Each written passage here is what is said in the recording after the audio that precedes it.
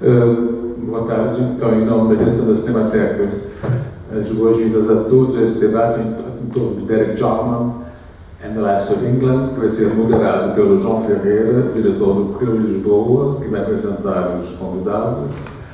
Quero lembrar que o debate será feito inteiramente em inglês, sem tradução, e que vai dar 1 hora e pouco, porque é 6:45 no máximo, temos que encerrar. João, please.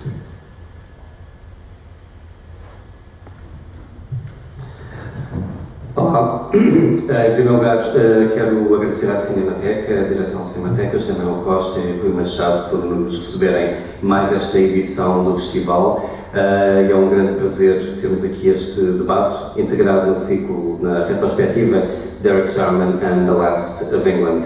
And now, switching to English, I want to thank, of course, the presence of our guests here today, Keith Collins, John Scarlett-Davis, James Mackay and William Fowler. We're being streamed live today, and this is being recorded, so it's nice that we're going to have a register of this conversation and of this retrospective. So we're basically going to chat a little about Jarman and his work, your relation to Jarman.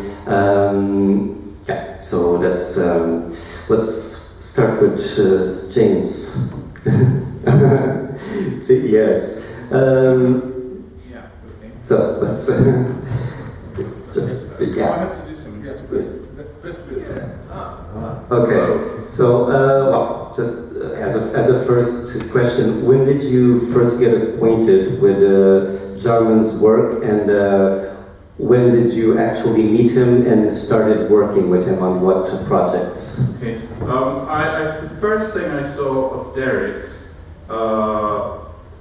I think was probably either In the Shadow of the Sun or one of the elements of In the Shadow of the Sun at an expanded cinema event at the ICA, Institute of Contemporary Arts in London.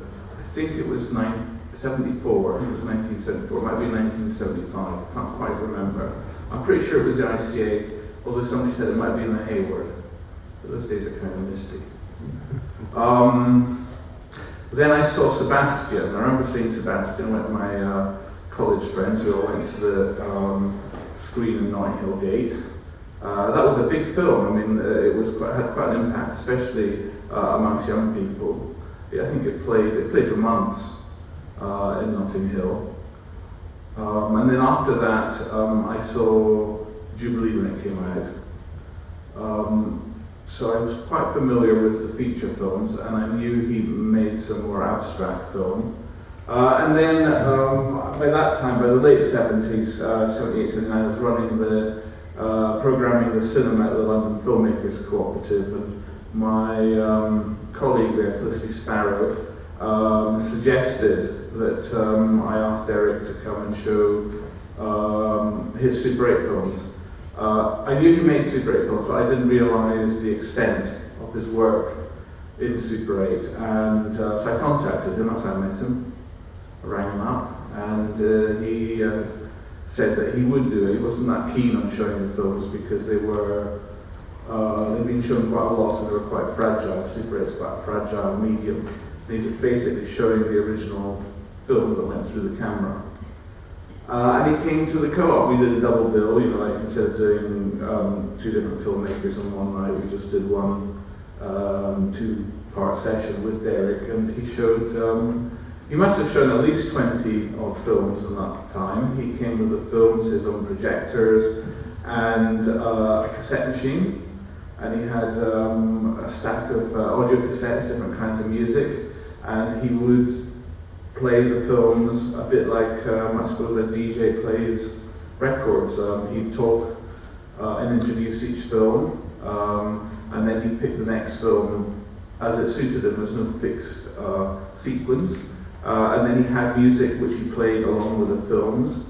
They weren't edited to music, and they didn't have music on them, but he had various music from Walton to Tangerine Dream, which he played with each film. A fascinating, brilliant evening.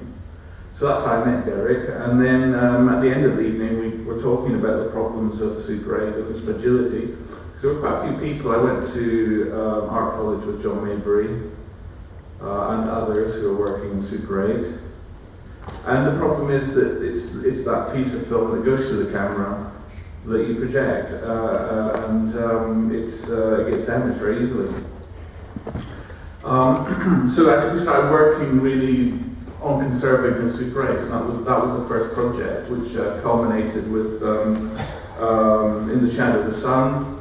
I'd been working also programming for the forum at the Berlin Film Festival, so I knew the people there. I spoke to Sylvia and Grayson, and they put up the money to make a blow-up, 16mm blow-up of In the Shadow of the Sun. It's just under an hour long. Derek would play, at that time he was playing Verdi's Requiem with the film. We couldn't afford to clear those rights, so 6 months before I had put on a concert by Throbbing Gristle at the Film Co-op, and I knew them quite well, Peter Christopherson, and I suggested to Derek that we have Throbbing Gristle do the music for the film. And that worked out quite well. They also, at the same time, they actually released the single Stormy Weather from The Tempest, because Derek and his producers for that film were looking at some place to have it, someone to release it, and they couldn't find a record company. And so Industrial Records released that track, which was rather good. Yes, that's it. John, you worked with Jarman, and you had a small role in Sebastian, and then you worked with him directly in The Tempest. Can you tell us a bit about that? Well, that first experience, the first feature, Sebastian, and then the experience more on the other side of the camera, working directly with Jarman in The Tempest. So we're still talking about the late 70s. Absolutely. A long time ago, the late 70s actually. But it was in fact the middle of the 70s, it was 75, when I first met Derek. And I was quite very young then, and in a gay club in Earl's Court in London. And I was literally scouted by somebody looking for sort of pretty young men who wanted to be in an orgy scene. They didn't mention the word orgy actually, they just said a scene in a film that had been shot out in Sicily. And they were shooting a scene in London, because essentially when they finished editing the whole movie, Sebastian, they didn't actually have enough to actually constitute it as being a full-time feature film, so they were short. So Derek invited all his friends over to the studio above his in Butler's Walk, which is on the Thames. And I turned up there in the morning with a lot of other pretty boys and not so pretty boys as well. And the first thing we had to do was take all our clothes off and dance around Lindsay Kemp, the choreographer, who was wearing a giant dildo strapped to his waist, basically an enormous phallus, which was about sort of 1.5 foot long. I had no acting experience, no dancing experience, and it was quite a nerve-wracking time for me. I got used to it and spent the whole day naked actually. And Derek came around and cheered us all up. We were quite hungry. He was giving us drinks and things. And I was most impressed by watching this man wearing his boiler suit, his blue boiler suit, which he wore during all this filmmaking actually.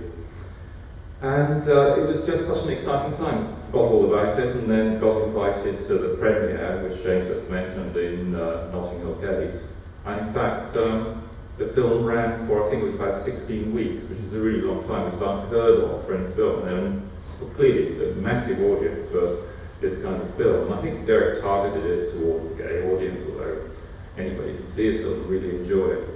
And then after that I started, he asked me to work on a pop video for Marianne Faithfull for Broken English. By then I'd achieved my dream of getting into the film industry, and I was working in a film library, a famous film library called Biz News in West London. And Derek asked me to collate as much war footage together to go as an accompaniment for Marianne Faithfull's song Broken English, which I did. And I worked on all the other segments of that video with him. Had such a great time. But he asked me back to work on subsequently on The Tempest. By then I was an assistant director and I was working on major films like Star Wars and things. And it was such a relief to work on a low-budget film, which wasn't sort of racked with the institutional homophobia in the film industry at the time was pretty awful. And to be surrounded by like-minded people and in such a creative environment, it was just a terrific experience for me. And especially since we filmed it all in a semi-derelict stately home called Stoney Abbey up in the Midlands. And it was a really exciting time. I was Derek's assistant director, and basically I was there to sort of keep the scenes rolling on the sort of the floor of the studio as such as it was, and make sure everything went well. But most of all, I was there to look after Derek and keep him from being distracted by all the things that were going on around him so he could concentrate on his work. And it was just a totally thrilling time, especially when actually we were filming in the depths of winter, and the scene in The Tempest at the very end. I don't know how many of you have seen this, with the sailor boys who were dancing around. It was just for this celebration scene, and for the song Stormy Weather. They were bussed up, just like I was actually literally bussed onto Derek's first film, Sebastian. They were bussed up from gay clubs in London, all those boys. And as soon as they arrived, they were only supposed to be there for 2 days. There was a snowstorm, and they were stuck there for a whole week, basically. Which is Derek's dream, to be stuck in this stadium, in this beautiful place with all these lovely lads. And we had to work, so everybody else was having a wild time, but we had to work. And I then, after The Tempest, I was privileged to help work on a film that never actually happened, called Neutron. And I was working with him on that one, script development, and meeting various actors who were supposed to be in the film for about 6 months. And then by then,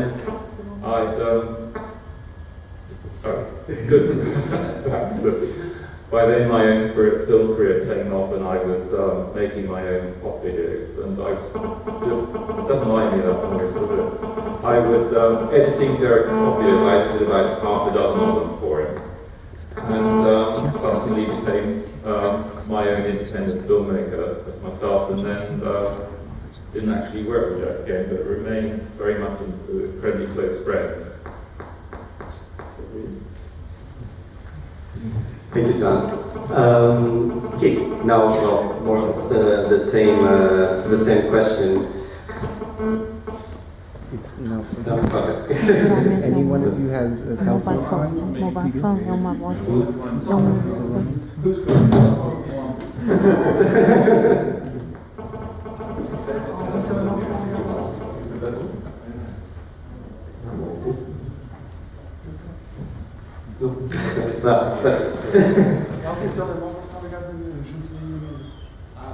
This one here, it's on silent. Shall I turn it off? Yeah, turn it off.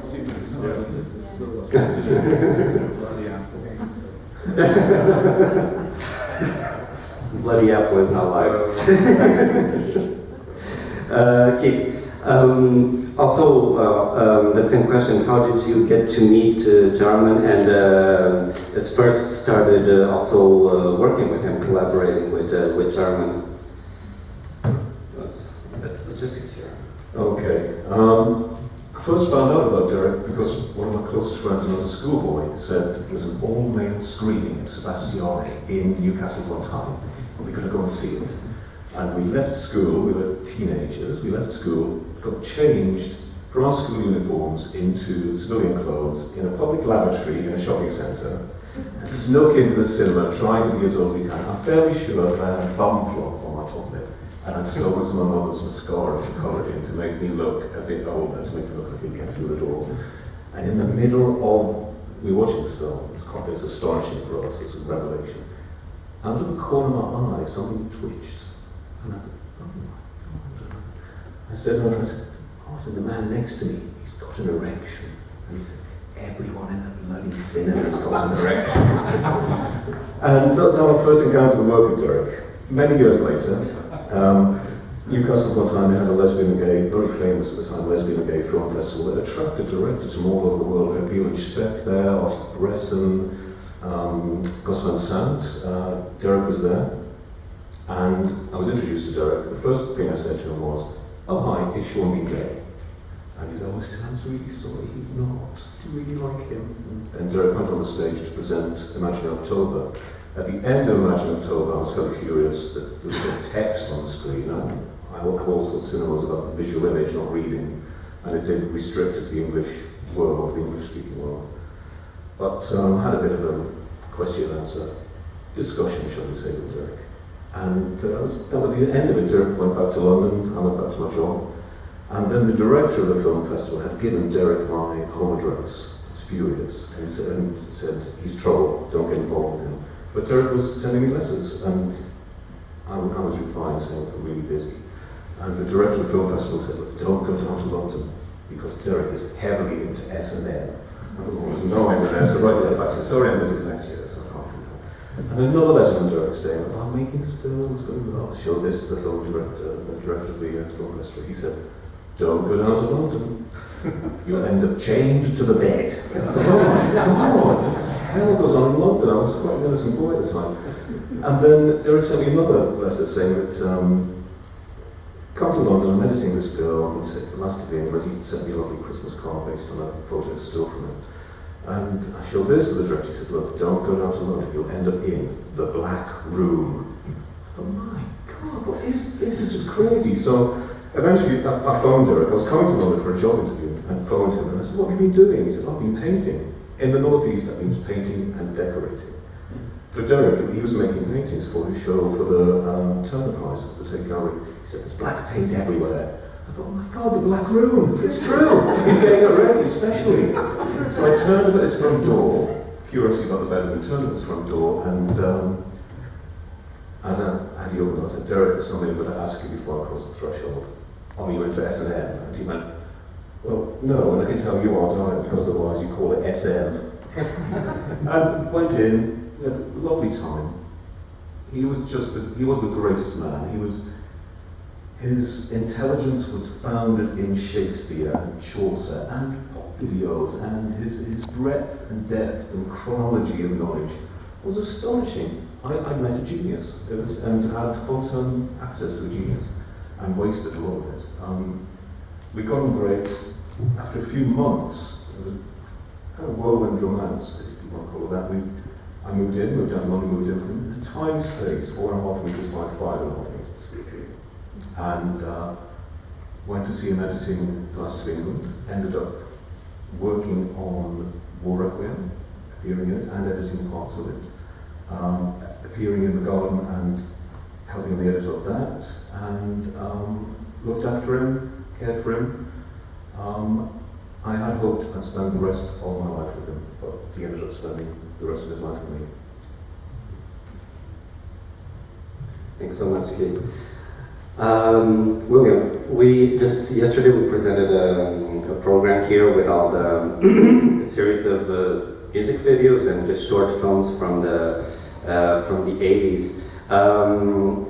At your perspective as a programmer and a researcher of these times and these films, tell us a bit about who the influence that Jarman had. First of all, what's so unique, and then we can talk a little bit about this. What's so unique about Jarman's work, and what was the impact at the time, and what influence did it have? Because also through as Marian Faithful, the music promos, this was before MTV and before the actual music video.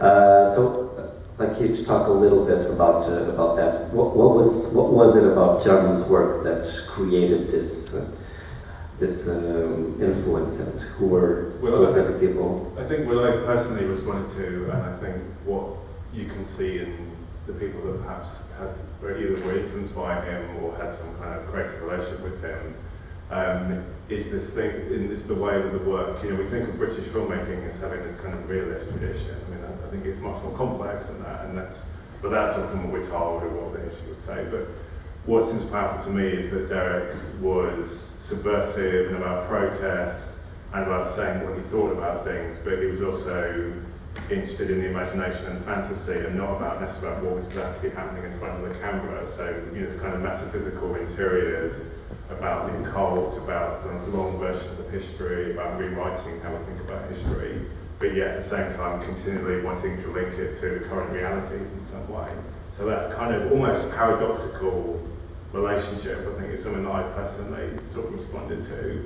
And I think that sense of the plasticity of the image and fantasy and kind of colour having emotional resonance, all these kind of things, I think fed into this new wave of filmmaking, if you can call it that, in the very late 70s, and in a way through the 80s, you know, the 80s aesthetic of the plastic image and kind of colour and vibrancy and the image not representing reality and representing something else. So the pop video being this kind of fantastical world. So I think he was extremely important in all that, and then he worked with so many people who subsequently became really big pop video directors. John Maybury being, you know, kind of a notable example, but, you know, several other people as well, and John as well. So I think it's a very powerful connection. The work, and I think all those things are why his work resonates so much now as well. Yeah. John, maybe you can also talk a little bit about this. Yeah, also, we showed your film, the chap right here. How was, tell us a bit about what was the atmosphere in those times, and also where were your movies shown, and where did they screen? What was the circulation of these works? And yeah, just. Well, most of the screenings were taking place in small independent cinemas, like James mentioned, the ICA, and various gatherings and installations.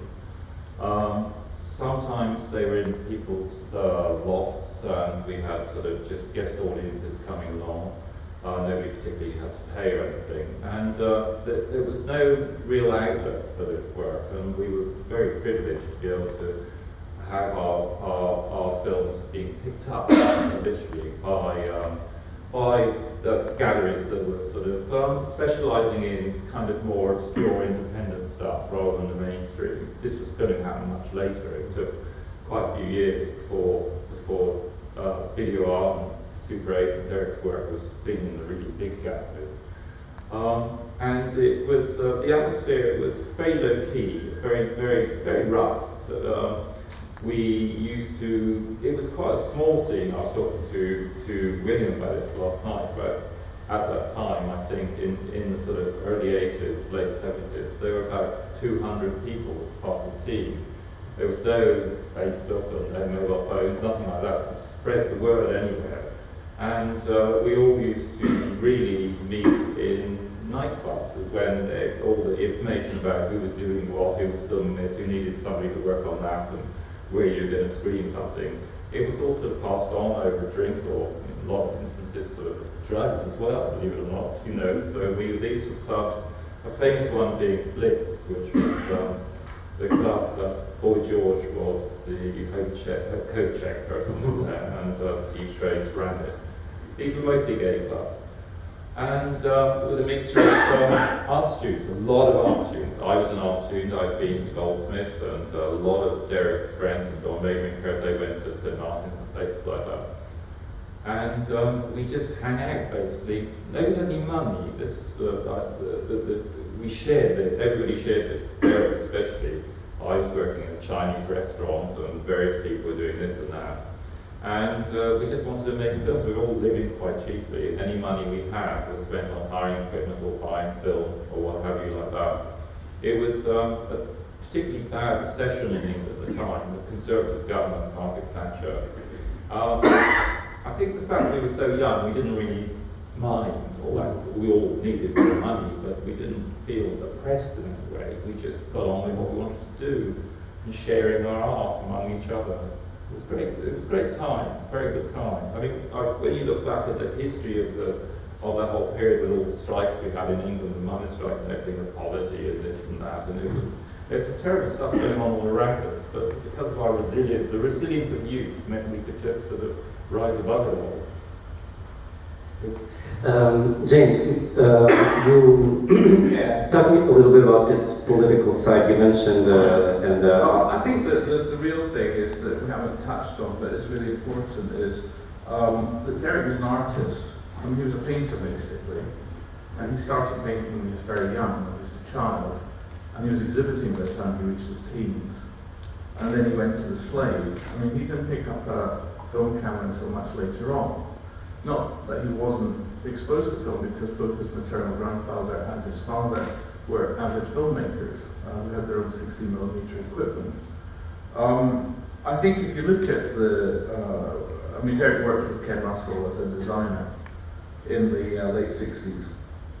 But if you look at the work that he made himself when he first picked up a camera in 71, 72, he produced, I think if I'm right, 42 films between 1972 and when he boarded Sebastian in 1975. 75 Sebastian, yeah.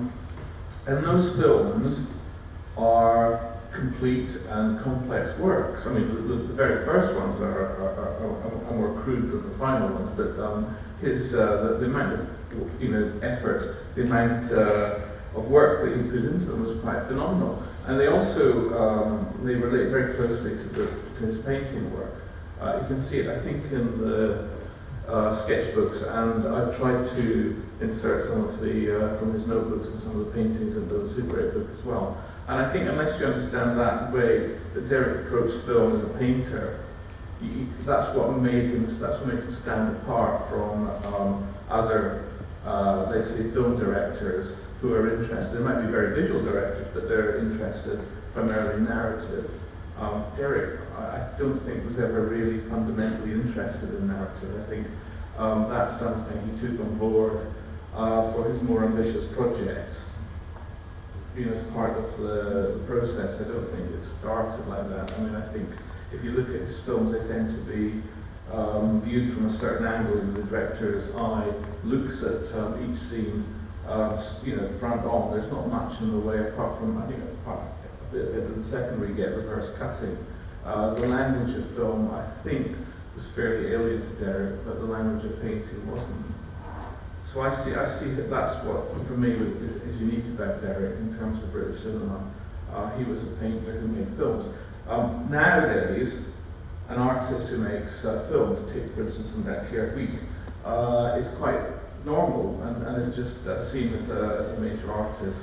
But in Derek's time, the art world looked down on filmmaking. It was seen as a kind of commercial thing that people maybe dabbled with, but wasn't serious work. And I think Derek struggled to, because he was emerging as a painter quite strongly in the 60s. He struggled to maintain that position in an art world that was very close to people who had success or worked well in cinema or film. Something I've thought about is, I agree there's that very much an approach and aesthetic, but also that the making of the films, and often early on the projection of films, whether consciously or unconsciously, had something that happening about it as well. Well, that was he lived in, he was one of the first early adopters of living in a warehouse space, and that allowed, as John said, people gathered around and showed each other their work, film work, in that kind of the space that worked really well, and also sometimes looked at other films.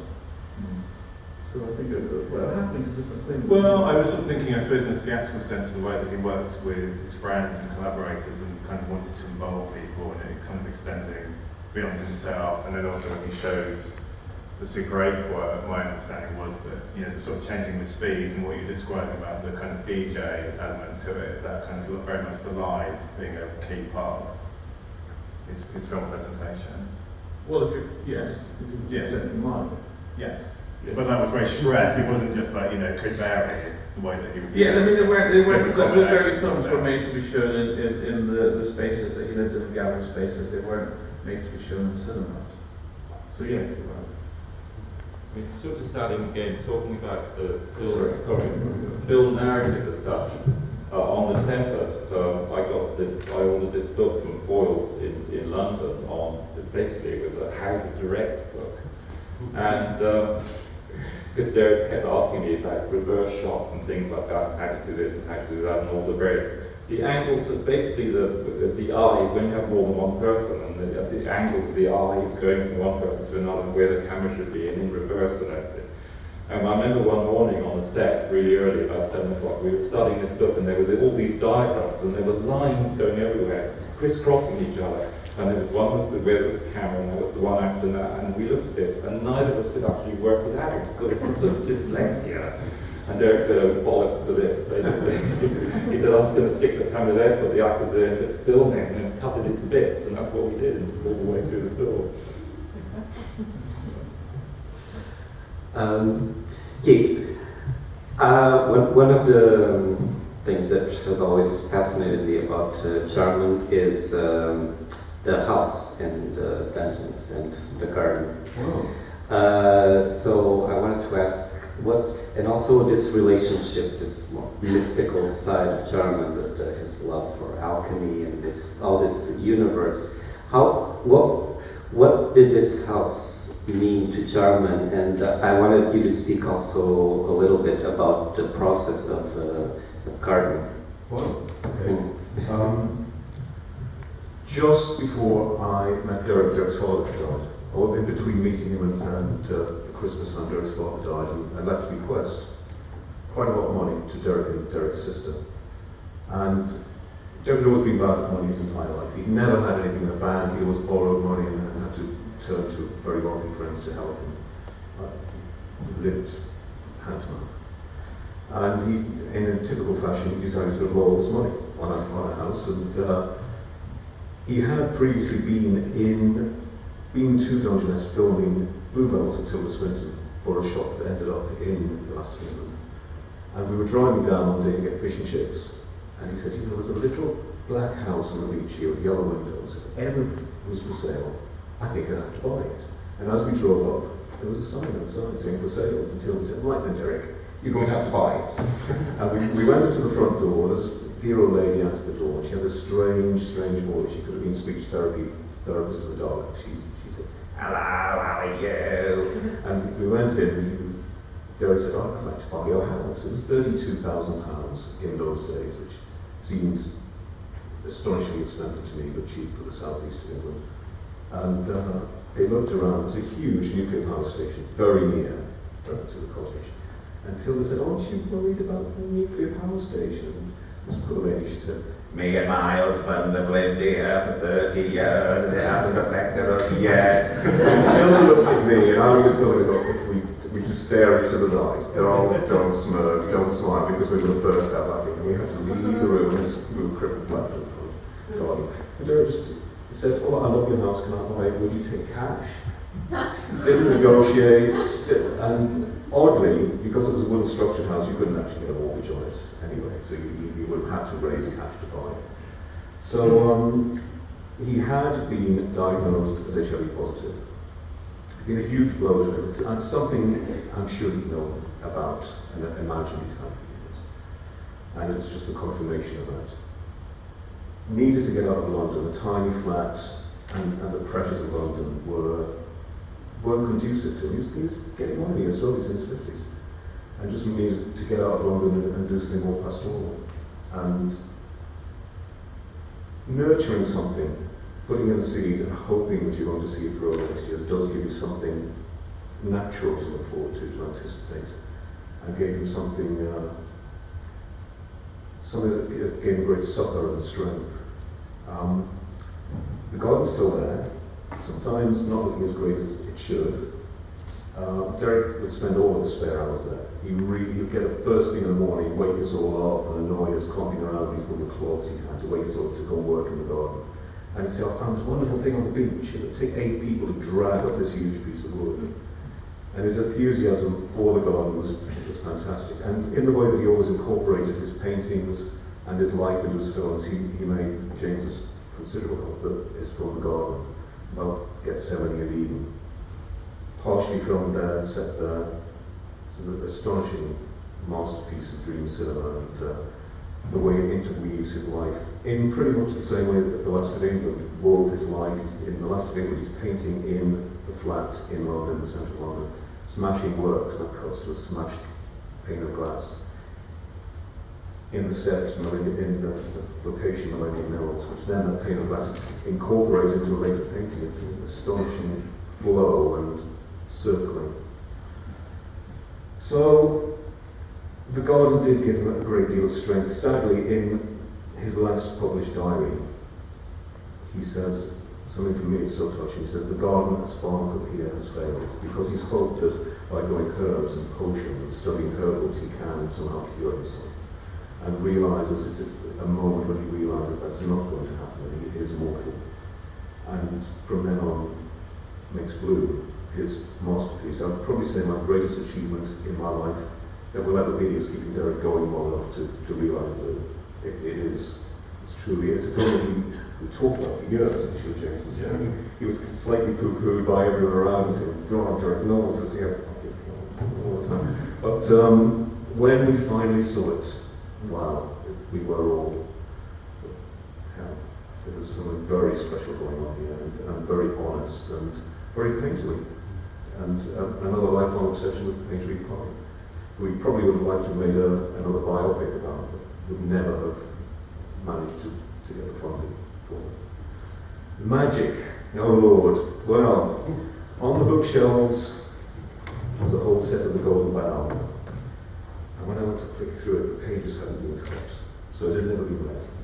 A beautiful copy of Cornelius Agrippa's On Cult Philosophy, which is used as a prop in The Tempest, I think, and later on used in the pop video, which we shot. Sinead O'Connor wrote a script around behind it. And he was fascinated by it, but he was not a black magician. He was not a magician.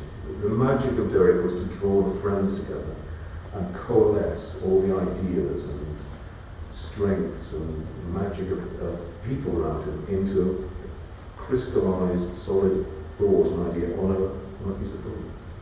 And he also loved the idea. He hated video, and he just said, it's not the same. The thing that has to happen is the light has to go through the film and then onto the screen into your heart in a very hermeneutic way. He regarded that as magic. But the true magic was gathering the people together and condensing. He was a condenser of ideas and power into this one thing. Oddly, there's a fantastic piece of footage from the Soviet Union when they were experimenting with psychics as a piece of completely bogus. I think they released it to scare the CIA that they had psychic warriors, and the CIA didn't, so they wasted millions of pounds on that project. But there's a piece of footage of a woman moving things, the power of light. It's a fantastic piece of footage of a man concentrating all his power, and a light bulb lights in front of him. And Derek, when he was absolutely intensely working, had all of the energy of this man concentrating to light this bulb where it should go.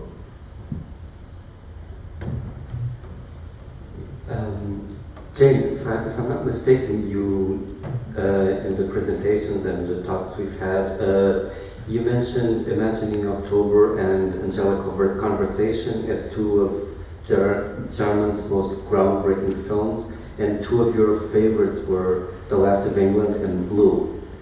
Yeah, so the films that I worked on. I mentioned Imagining October and Angelic Conversation because the first films I worked on with Derek, and they were made in a way that was completely liberating, and we made the film as we wanted to make it. There was no interference from outside, so they're very important in that way. They're made in a different way to conventional cinema, but they still work on for the viewer. But I did want to say something else about that. There were two. No, well, I reminded me because of yeah. I made a documentary about Super 8 filmmaking for Channel 4 in the mid-80s. We interviewed a lot of people. We interviewed Derek. Now, I was using a sound recorder, it's Tony Daw, who is a Super 8 enthusiast, but he's also Steven Spielberg's sound recordist of choice when he was working in the UK, which is most of the time. So top man, and he mic'd up Derek, and he got this sort of low-level buzzing on his pickup, and he couldn't get rid of it. But we thought, something wrong with the equipment. It was a brand new Nagra because it was Tony Dawes, so the equipment companies, everything we got was brand new. So after that, I put it aside and thought about it, and then several years later, there was a German television unit filming, I think Derek's painting at Edward Square, and he'd asked me to go around, and I was there with Derek while I was being interviewed, and they had the same thing. They put a body mic on Derek, and they picked up this kind of low-level buzzing. It's quite interesting, completely unexplained. Sorry, it's always puzzled me. Something was happening anyway. And he wasn't a black magician. He was very interested in people like John Dee. He studied that period. That was his period. Before he was allowed to go and study painting at Slade, his father made him pick up a proper degree, and he studied history at King's.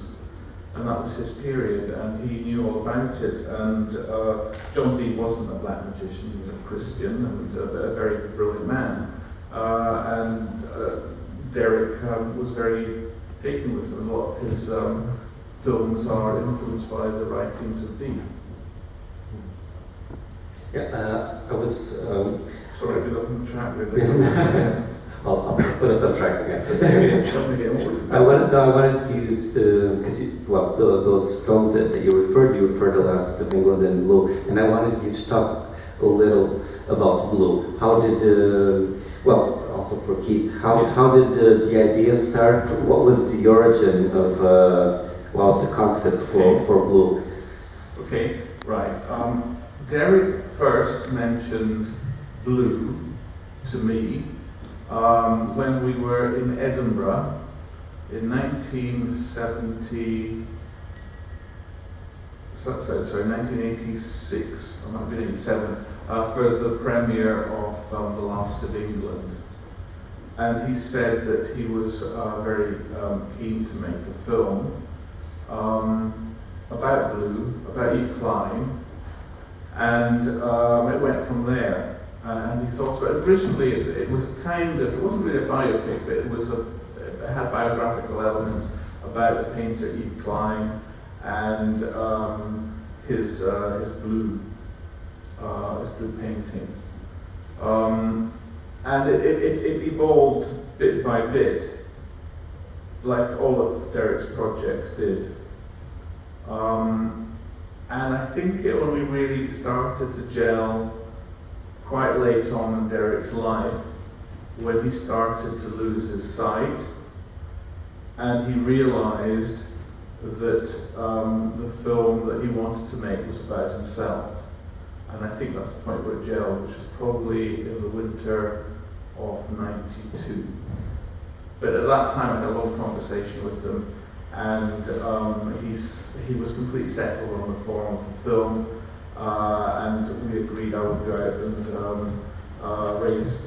try and raise some money for the film on that basis. So after that point, it didn't change. It was a solid blue screen with text, which Derek would start to extract from his diaries, from his writings, and new pieces that he would put together. So that was the process of making the film. It was made in the same way as a conventional film, except we did actually shoot.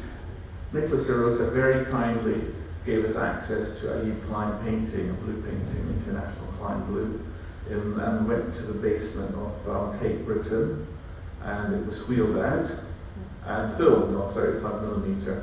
But unfortunately, when you actually project it, it has all the texture of the painting, and it doesn't quite look right. It doesn't quite look like Infinity. So we had to look at other ways of creating the blue. So apart from the filming element, the rest of the film was made like a conventional film in post-production when you record sound and voice. There was a lot of work done by, by the sound designer, by the sound editor, and other people, where they picked up some amazing stuff. I mean, the announcement at Heathrow, that was announced at Heathrow. It's a very complex soundtrack. Plus, there's layers and layers of music on top of that. The whole of the text was read by both John Quinton and Nigel Terry, and then Derek selected which version of each reading he would use. And then it was mixed in the way a film's mixed in Dolby at Beeling Lee. It's a 5-day mix. Yeah, Derek was often infuriated by mainstream media. He went without television for a very long time. And in the end, we ended up with this tiny little monitor about this big, Soviet made. It was a fantastic piece of equipment. The screen was this big, but the actual television was that deep. So a very strange thing. We tried and squint and watch TV on this thing. And he just got infuriated with the news and newscasting. And he said, wouldn't it be great if one night they turned on the news and the newscaster was upside down wearing a clown mask and a clown wig. And he just wanted to mess with people's ideas. But suddenly it's an advert for something completely outrageous, you know. He just would like that, just a tiny little intervention. Wouldn't it be great if people went to the cinema? All expect to see a fantastic film. And then when it's on, it's just a porn image and one colour all the way, just to infuriate people. Because he was infuriated himself with the politics in Britain at the time, and the chief constable of Manchester giving some horrendous statement about gay people who were swirling in a cesspit of our own devising. And it was almost a revenge. But it was, so we were in Amsterdam at a film festival. I can't remember what we were screening there at the garden, and we went to look at some new clown works, and Derek was blown away by them, just being in the same room as them and staring at them. We got so close to a flat international plane for work. He said it was like looking at infinity. You couldn't tell if it was a million miles from this plane or if it was touching his nose. It was fairly obvious the film was going to happen then. Heaven only knows how James managed to get funding, approaching funding bodies saying we're going to have a completely blank film. But someone just laughed at my face. Well, I'd imagine, yeah, I'd imagine. It's one of those things you until it was made, you couldn't imagine someone doing such a thing, such a film being made. Maybe you can imagine an experimental film of a completely black film eventually scratched to white. And I'm sure that film was made by someone more about history of film will know what that is. But you can't imagine just something that's static and one fantastic colour that helps you meditate. We saw it recently screened in IMAX. It was astonishing because it's overwhelming and it envelops you. Your eyes start to see something that a friend told me recently that phosphenes in your eyes. She had a beautiful term for it. She said they're called prisoner's cinema. From when people were confined, solitary confined, and you see these phosphenes and shapes emerging from nothing. What is that? So the ghostly thing happening, and it's prisoner's cinema as well. But Derek said. I have some 10 minutes left. I want to talk a little.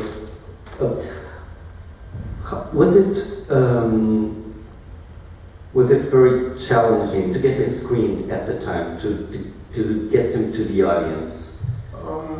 Well, not really, no, because internationally there was a big audience for cinema in those days. I mean, cinema was popular. Derek Jarman, I mean, I'm talking about when I was working with Derek, that's later on. By the time I started working with Derek, he had an international-ish reputation. He made 3 feature films. His other work was maybe more esoteric, but also known in certain circles. He was one of, in terms of Europe, I mean, he's one of quite a number of filmmakers working in at the edges of cinema and producing interesting and consistent work. So the audiences, I mean, he wasn't a commercial filmmaker, so he wasn't competing with, the American product. But there were cinemas that showed and distributors who distributed what I suppose was an easy to call art house film. It's a serious cinema throughout Europe, and if you made a film and it was good, distribution wasn't that difficult in those days. Early on, like television didn't really buy those films. That came a bit later in the mid-80s. It started to get involved, and you could could sell films, television, you could raise television money to finance them. But before that, distributors bought films and distributed them. That happens very little now. I mean, now you might get a really impressive piece of cinema, and in London it might only play for 3 days, or 3 screenings over 3 days, if that. Here's something just distractingly here. So that there was an audience, there were cinemas, independent cinemas, and there were really good independent distributors who worked very hard to get films to their audience. And there were serious critics as well. There's a beautiful bit in Steve Woolley's biography of Palace Pictures, where Steve Woolley at the time was running Scarlet Cinema, which is an art cinema where you could see Sebastiani, and then Sarlo would be in a double bill. You know, all that bill of strange, fantastic films, fantastic video, just pure origins, some weird American Darren films, a truly amazing space. And Steve Woolley said he screened one of Derek's films, and the cinema was full. And Derek was there, really excited because he had found his audience. He had connected with his audience. They were there, and they weren't there just in a sort of, we've got to see this out of duty, but they were there really wanting to do that. Having said that, sorry. Having said that, quite the opposite happened in New York when I went with Derek. We flew out there for the opening of the Tempest. And we're having a wonderful time before there were various parties and receptions and going around all the clubs and meeting all Derek's friends. It was probably one of the best times of my life, actually. And the film opened, and it was full, the audience was pretty full in one cinema in New York. And the next day, the review came out from Vincent Candy in the New York Times, and it was a devastating review. Basically, it was pretty homophobic in places, actually. And the adjectives he used were just so upsetting, and the distributor basically, the film folded, I think a couple of days later, and it had already been taken off by the time we returned to London, so I had Derek sitting next to me on the flight. I'd seen him angry, but I hadn't seen him that depressed, and he was crying for about 2 hours on the flight, and it was just absolutely one of the worst times. It was really, really, there's nothing you can say to it. It was just his first film that could have made it commercially outside of Britain, and the outlet was there, and it just one man's opinion, and the whole world, Derek's world, fell apart. And it took a long time to recover from that. We all worked so hard, and it was such a well-received film. And subsequently, I was checking out the reviews now the other day on Amazon, actually. And it's getting brilliant reviews now by all sorts of people. And what Derek was doing with the text of Tempest, the play as such, seemed quite radical at times, to cut bits out of it and move this around and do that. But now, nearly every Shakespeare film or television presentation is doing exactly what Derek was doing. So it's just took a long time for that to be recognised. I have a horrible story to tell you about the cutting of the script. Is that Derek's library at Prospect Cottage, there's over 3,000 books. I did catalogue it once just to see what was there. But before that, a woman contacted me and said she'd been through the BFI, there's no script for the Tempest. She couldn't find a working script. Did I have it? I said, no, I've never seen such a thing. So she went through the film and painstakingly worked out, she transcribed each line and where it came from and searched through the Shakespeare. This is before the internet, this was before Google, this was in 1991, I think. And I'm sure you did 10 minutes ago. And as I went, finally, she presented this, it was a PhD thesis, she was going to a PhD. As I went through the library, I found this quite nondescript little blue book in the front it said Michael Jarman, which was Derek's real name, his full name, 1960, I think he'd had it at school. And it was the script of Shakespeare's Tempest, and he crossed out and written in red all the way through it, and written a budget in the back, and I didn't have the heart to tell this woman that I found the script after she spent so long. I think she spent a year working out exactly where each line and whose line had been transposed to who at the sacred form of time. But the layer was politics. I'm so sad to hear because I only ever saw Derek cry twice, and the fact that he cried another time is very sad. And I'll tell you that there was a fly past of Lancaster bonnets in London. It flew up the Mall to Buckingham Palace, and Derek had a tear in his eye, and it reminded him of his dad, who'd been a Pathfinder in the war, and I follow Mr. Bonus, and he just said, it's so moving. But he was more moved that all those young men, all that potential had been destroyed. And very much resonant with the times we were going through where there was an incredible potential and a lot of young men, and that potential was being destroyed by HIV and AIDS. It was devastating. It was all the most bright, intelligent, free thinking, and Derek said it's the left-wing people who are going to die because they're the ones who are into free love and are more likely to not going to be prudish. If they're left-wing, they're going to be at the park, fucking in. And they're the ones who are going to go. And the only other time I saw him cry was watching A Night to Remember, which is on TV.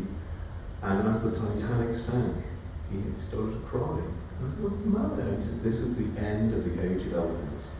This is when it all changed, when this ship went down, the resonance of this throughout history. And he was very saddened by that, very struck, but was so sad that he was crying for hours on a plane. It was vodka, little bottles of vodka. We had about 10 of those, and we smoked 2 packets of cigarettes. Oh, those were the yeah, they were in Vegas. And he recovered by the time we got back. Okay. It was a month later. He bore a grudge, Yeah. in town for the rest of his life. One last question? Well, today, William and James, today, what are the challenges? What is difficult? How do we recover these films from these times? You had this, you did this big program that's been touring also in the UK about the punk and post-punk period, and what's the big challenge to get these films back, to discover them and putting them in circulation again? And also James with Jarman's work, but what have been the challenges? Well, I think there is an enormous appetite for this work. There's so much amazing films that have been made, and that's perhaps through things like through the internet, where we're starting to get a handle about the things that have slipped through the cracks over the years, and the things that we're told are really good. There's not just them, there's so much more, and I think people realise that now, and so there's a real appetite for that. There's research to be done. I think it's worthwhile. We should be focusing on negative necessarily, but I think it's really important that these films are properly presented. So, the canonical films are regularly revisited and restored, and they're really good, and that affects how people perceive them and how they've been historically regarded. These lesser-known films, they each one will have its own type of aesthetic. There'll be creative decisions that have informed how they've been made, but it's really important that they're well presented and that integrity of the original vision is followed through. So that's a challenge, and the finance of those to actually make these films look as they should do, and that's a really important thing to do. So it seems strange to maybe focus on the negative, but that would be the challenge, I think. Maybe James might have other views, but I think it's the costs of making sure that people's integrity in these films are seen as they should be, because people do want to see them. Yeah, I think recently, in terms of the Super 8 films, and not just Derek's, but John Maybrick, Gareth Evans, others, who are basically all artists. I mean, Gareth's a quite cute artist, John really is an artist if he got his head around it. The work is now being recognised within the art world, and it is now possible to find the funding to make conservation copies,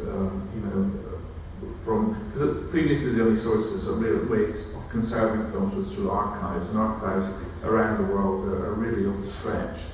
There are so many films of different kinds, so they have so much on, whereas in the art world there's less moving image work, and so it's becoming more possible to find